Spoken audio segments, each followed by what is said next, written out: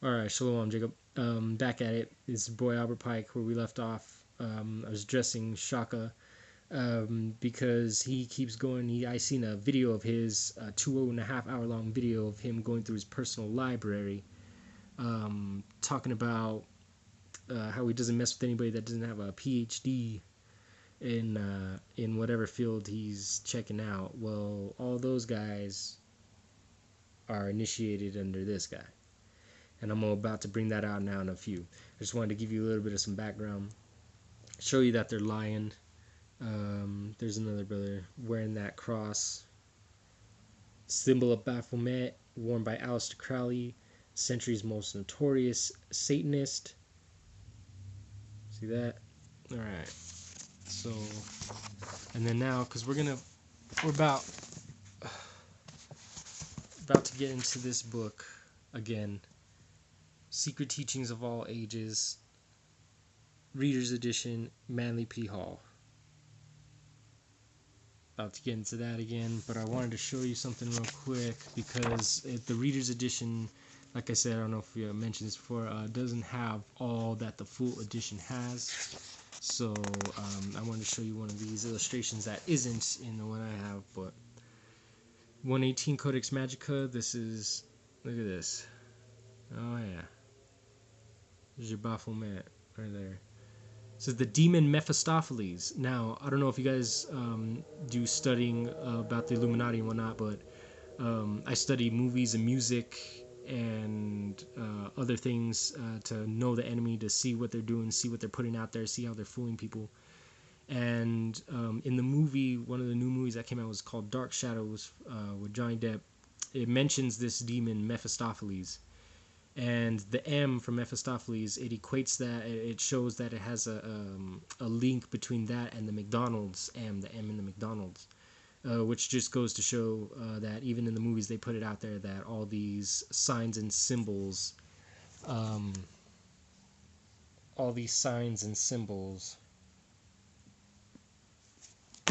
that all the major corporations use are just, they come from ancient mystery schools, which I'm about to touch on here in a few, but let's get to this.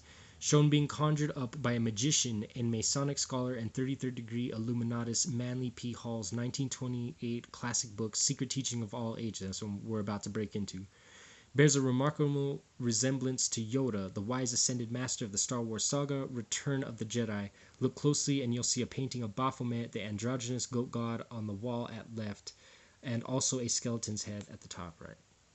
So skeleton head, Buffy, this white man magician, probably Manly P. Hall himself, worshipping the white man Lucifer, showing this Yoda. They also make even Tex Mars makes a connection between Star Wars movies and Yoda and this demon Mephistopheles. Now, because I mentioned the Buffy, let's get a picture. Get a picture. There's your boy Aleister Crowley and his understudy L. Ron Hubbard, who's the one that came up with Dianetics. If you guys don't know, that's what the Church of Scientology. So it comes from them too. Up, and there's that Baphomet cross right there we saw earlier. Here we go. There's the Baphomet. There's that beauty right there. Yep. That is the symbol for Esau. Because remember, in the Hebrew, the name for goat. In fact, let me get that real fast. You guys don't think I'm messing. There's a lot of people. I've heard people get on people for this. But here we go.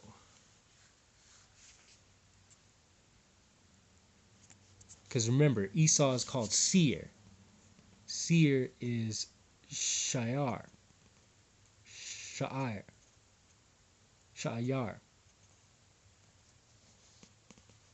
Means shaggy. A he-goat. By analogy, a fawn, a devil. Goat, hairy, kid, rough, satire. Satire is this little... That thing right there.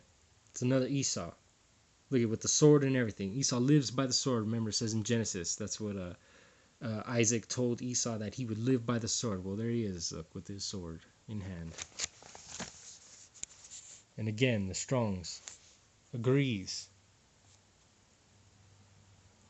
Shayar, she-goat, kid, roughness.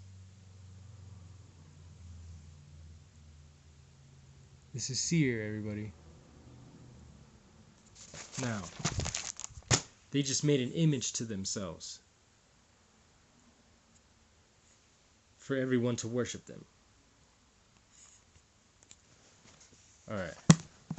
Now we got that out of the way. Let's get this. I wanted to bring a few things out of this book. I wanted to bring a few things out of the forward, preface, and introduction. This is what I originally first made my videos on, but I guess I made them too long the first time. I don't know, because this is my first time doing YouTube videos. So I guess I made it too long, so they deleted them. But this is what I was breaking into. I'm just going to run off. Let's go at it, try to get as much as we can in, and then see where we go. So this is the foreword. Manly P. Hall. What does it say? Associations of men and women bound together by oaths and obligations into esoteric fraternities. So this is talking about your Freemasonry.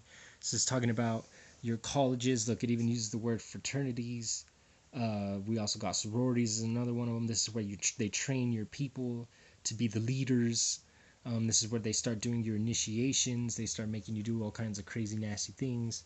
They're bound by oaths. All of them take a bunch of oaths and obligations. They're all obligated to do things. Mostly take it from the white man in the butt.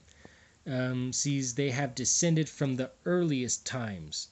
So this ain't nothing new. Remember, Ecclesiastes, nothing new under the sun. They come from the earliest times, and they bear witness to a natural inclination to perpetuate doctrines which lead to the good of mankind. So these doctrines that these secret societies, these associations of men and women bound together by oaths, your Freemasonry and whatnot, they think that this is all for the good of mankind. They think that you're poisoning you and destroying you and keeping you under Christ worship and all this nonsense is good for you. That's what they think. Look, good of mankind. It says these secret societies became the custodians of the highest cultural concepts. Their initiation rites were symbolic pageantries suitable to inspire veneration. So that's what all this is. Your initiation rites, all those rites that they do, they're just pageantry. Symbolic pageantries, man. Symbolic pageantry. You're just going to a pageant, going to a beauty pageant. That's what these guys are doing. It says suitable to inspire veneration for the divine mysteries and admiration for the powers of nature and of God. Most of the mythologies of classical nations were originally rituals of secret societies. So right there. So answer that. How about everybody answer? What about you, Shakka?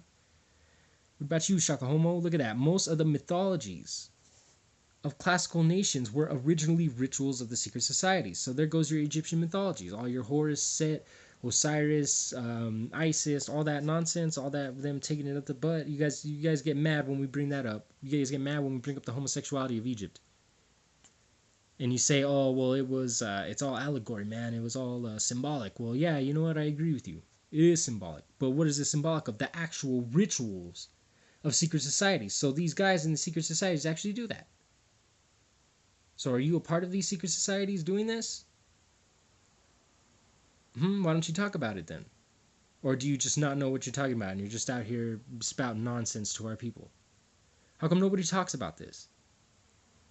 Look at that. Rituals of secret societies. And it is a mistake to assume the earliest cultures accepted as literal the elaborate theology and legendary found in the traditions. So yeah, they didn't even take it literal back in the day.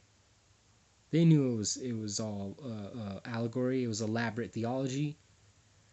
But it was of the actual rituals of the secret societies. They do these things. They do these things. They're all up into homosexuality. They're all up into sacrificing children. They're all up into feeding you baby meat, man. They're into all of this. Look at this. Historically, the secret societies were closely identified with state religions. State religions are the secret societies. It's the same thing how it was back then. Same thing now.